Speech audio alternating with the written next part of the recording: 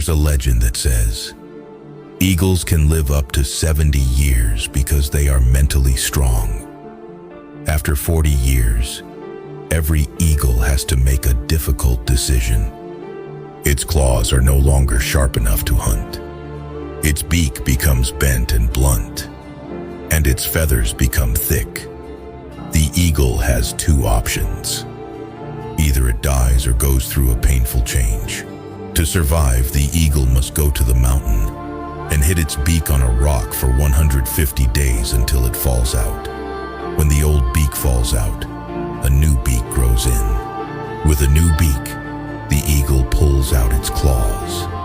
When the claws fall out, the new ones grow in. The eagle plucks out its feathers. This painful journey takes 150 days. But after doing this, the eagle gets a new life. Sometimes, we need to get rid of our old self in order for a new and better version to emerge. Comment eagle if you are ready to go through a powerful transformation.